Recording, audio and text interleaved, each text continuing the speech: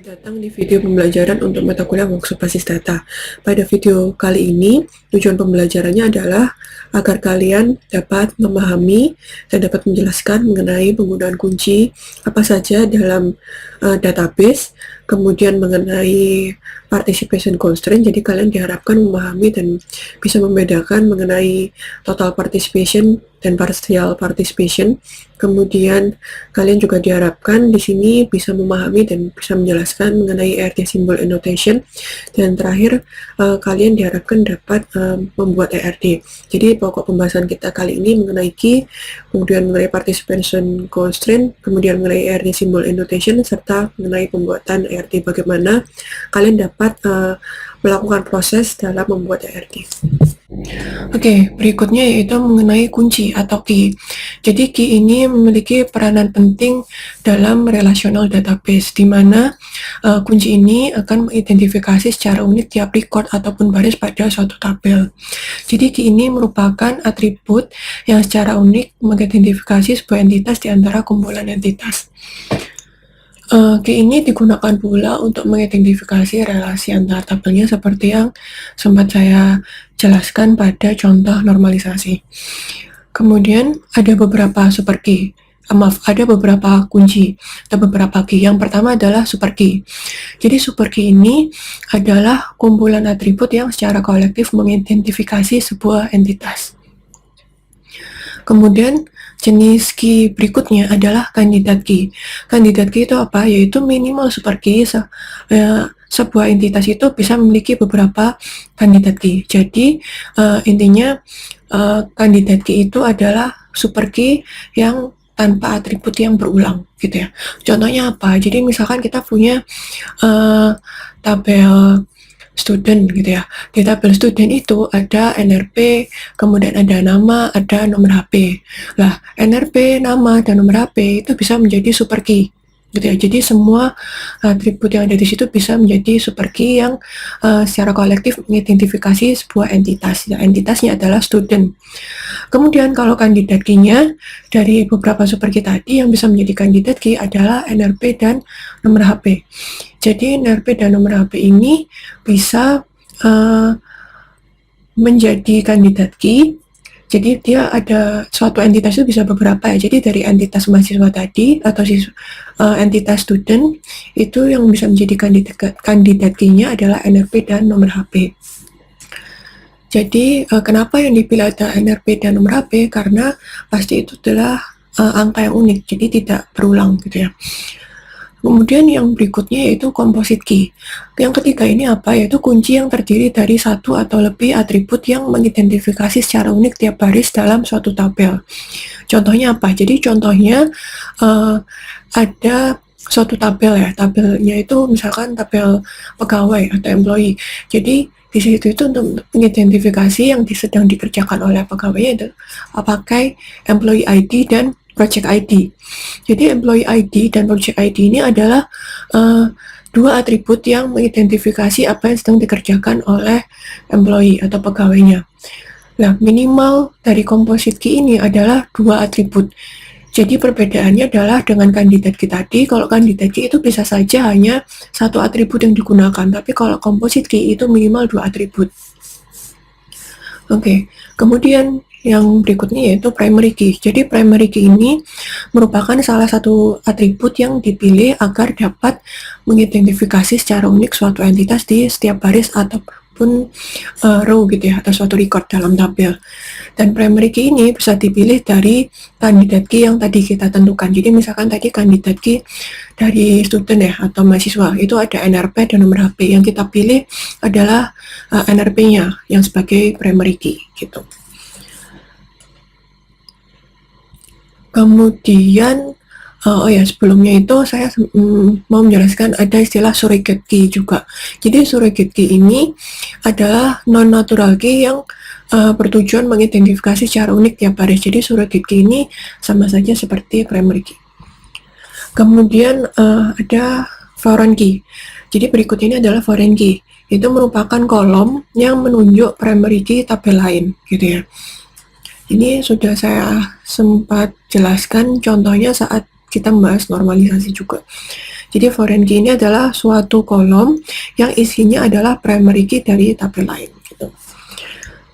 Kemudian yang terakhir adalah alternate key.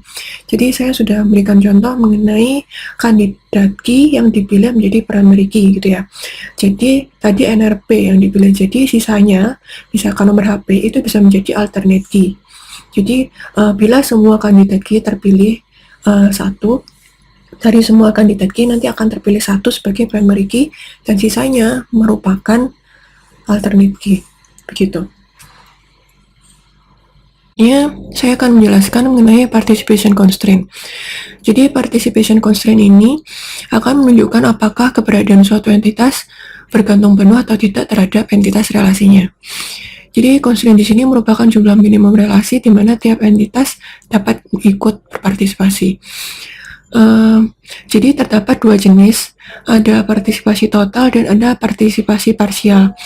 Untuk yang partisipasi total, bentuk partisipasi yang menunjukkan ketergantungan penuh suatu entitas. Jadi sifatnya semua dan harus berpartisipasi. Kemudian kalau yang partisipasi parsial, yaitu bentuk partisipasi yang menunjukkan ketergantungan tidak penuh suatu entitas. Jadi sifatnya bisa saja partisipasinya hanya beberapa atau tidak harus semua berpartisipasi.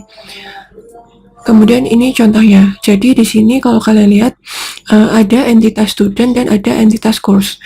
Di antara entitas student dan course ini memiliki relasi enroll in. Artinya banyak mahasiswa atau banyak student bisa mendaftar suatu course gitu ya. Atau banyak mahasiswa bisa mendaftar beberapa course gitu ya. Jadi di sini untuk partisipasi antara student dan enroll in, di sini garisnya ada dua atau garis double. Jadi di sini artinya kumpulan entitas student dan relasi enroll in ini menunjukkan partisipasi total, di mana setiap student harus terdaftar setidaknya di satu course. Kemudian untuk yang dari enroll in ke course, di sini ada garis tunggal. Artinya di sini partisipasinya adalah parsial. Jadi kumpulan entitas course dan relasi enroll in ini menunjukkan partisipasi parsial. Artinya tidak semua course itu dibuka pendaftarannya atau mungkin beberapa course yang tidak didaftar oleh student gitu ya. Jadi ini berbeda dari student bisa mendaftar course dan setiap student ini harus mendaftar minimal satu course. Jadi partisipasinya total. Sementara kalau dari course tidak semua course itu harus didaftar oleh siswa atau oleh studentnya gitu. Yaitu saya akan menjelaskan mengenai ERT symbol and notation. Jadi di sini akan saya tunjukkan beberapa macam notasi untuk menggambarkan ERT diagram. Yang pertama adalah notasi yang diusulkan oleh Profesor Peter John gitu ya. Kemudian yang kedua ada notasi yang mungkin pernah kalian lihat, yaitu dengan notasi Cransford yang diusulkan oleh James Martin. Kemudian yang ketiga ada Barker style. Itu beberapa bentuk notasi yang mungkin saya berikan contohnya di sini, di slide ini.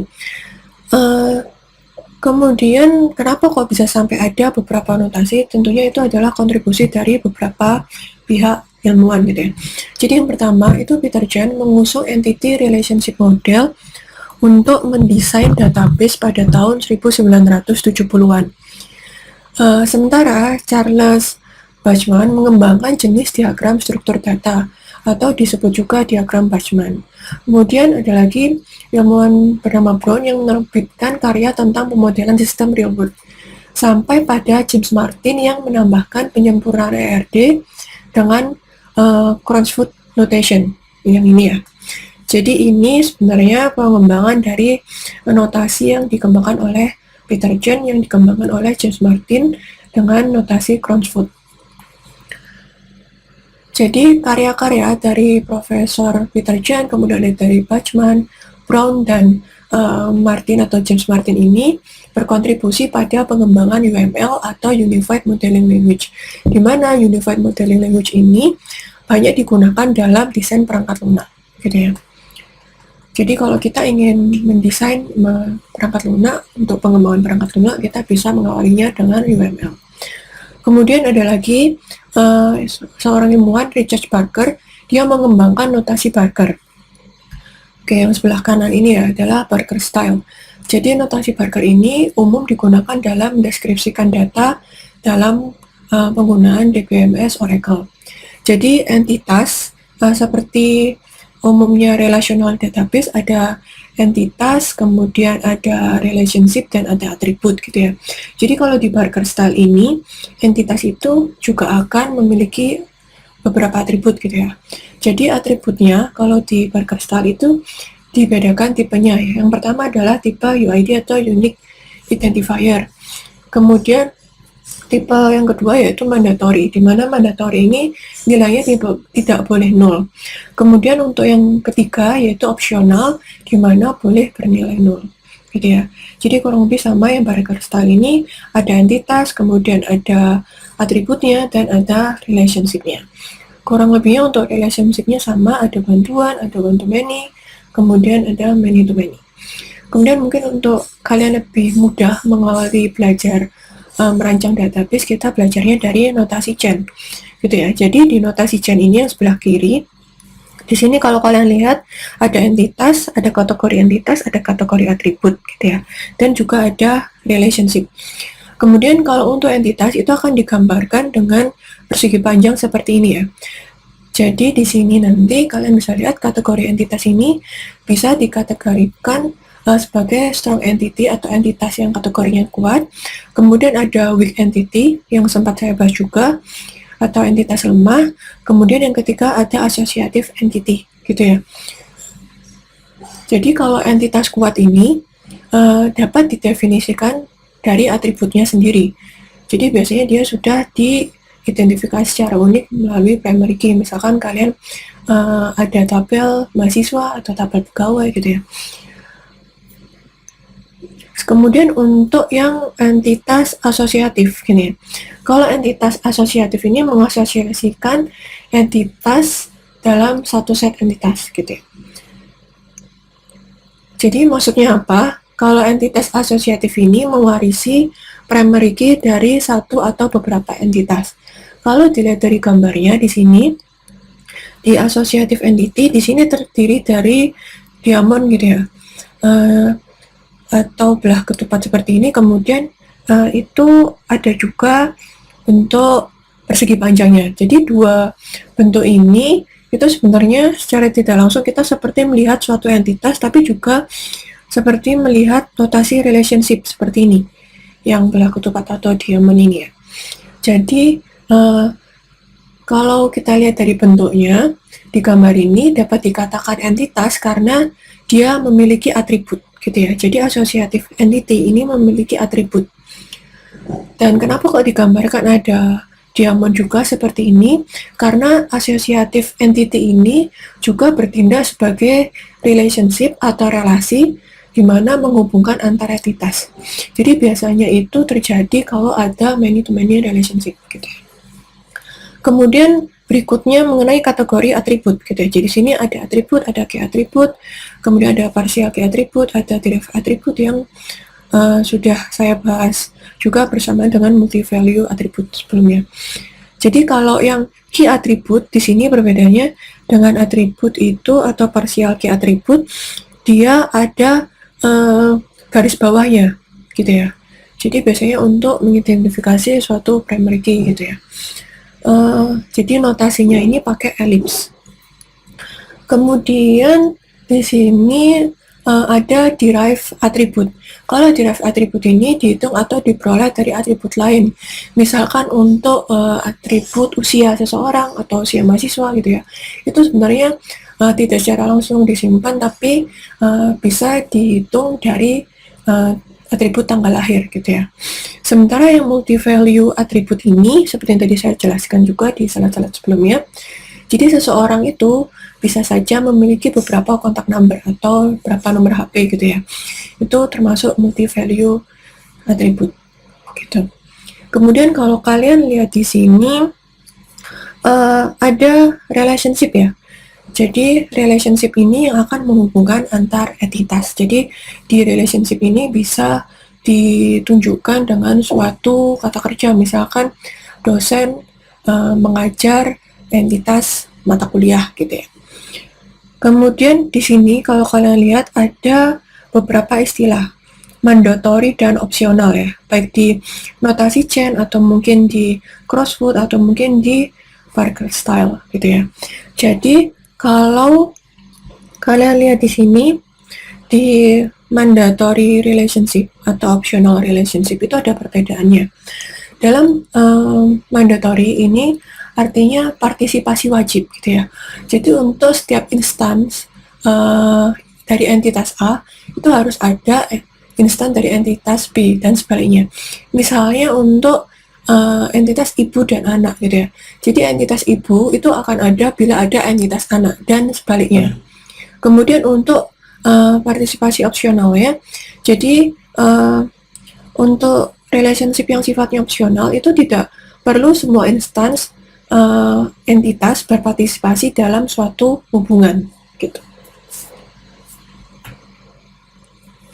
Baik, berikutnya saya akan menjelaskan mengenai langkah apa saja yang perlu kita lakukan untuk membuat ER diagram gitu ya. Jadi di sini ada beberapa tahapan yang bisa kita lakukan untuk mempersiapkan suatu ERT dalam kita merancang suatu basis data. Yang pertama yaitu kita perlu mendefinisikan atau memahami tujuan dan ruang lingkup dari requirement analysis yang telah kita lakukan sebelumnya, dan kita harus tahu pemodelannya seperti apa gitu ya. Jadi kita harus tahu tujuan bagaimana atau kenapa database itu akan dibuat atau diimplementasikan. Kemudian yang kedua yaitu entity identification. Jadi pada tahap ini kita akan mengidentifikasi entitas apa saja yang dibutuhkan, dan nanti entitas ini akan dinotasikan dalam bentuk persegi panjang seperti yang tadi saya sebutkan. Kemudian yang ketiga yaitu kita melakukan identifikasi relationship. Jadi kita menentukan bagaimana antar entitas itu akan terhubung. Bisa saja ada entitas-entitas yang tidak saling terhubung, itu juga nggak apa-apa, tapi kita pastikan bahwa antar entitas di ER diagram kita itu bisa saling berkaitan gitu ya.